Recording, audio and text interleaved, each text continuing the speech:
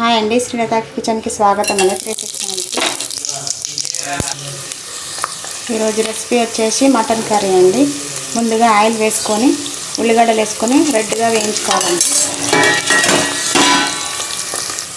ఒక 5-6 పచ్చిమిరపకాయలు వేసుకున్నామండి.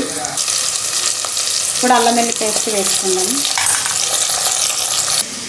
మటన్ని శుభ్రంగా కడిగి ఇలా ప్లేట్లో వేసుకొని పెట్టుకోవాలండి. ఆనియన్స్ రెడ్గా అయ్యాయి కదా, ఇప్పుడు ఇందులో మటన్ వేసేసుకున్నామండి. కలిపేసుకుందాం.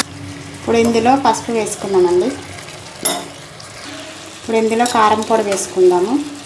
కారం రుచికి తగ్గట్టు వేసుకోండి.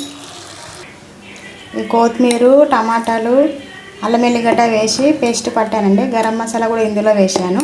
ఇలా పేస్ట్ వేసుకొని మనం మటన్లో వేసుకుందాం. మధ్య మధ్యలో మూత పెడుతూ ఇలా ఉడికించుకోవాలండి. ఇప్పుడు ఈ మసాలా రుబ్బుకున్న మసాలా వేసేసుకుందాం.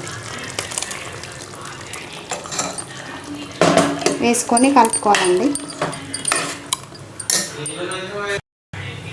ఇలా మధ్య మధ్యలో కలుపుతూ దీన్ని ఉడికించుకోవాలండి సిమ్ములోని. కొబ్బరి కూడా ఇందులో వేసి రుబ్బేసానండి. ఇప్పుడు మూత పెట్టి మగ్గించుకుందాం. ఇందులోనే ధనియాల పొడి వేసుకుందామండి. మటన్ మసాలా కూడా వేసుకుందామండి. టేస్ట్ ఉంటుంది, బాగుంటుంది.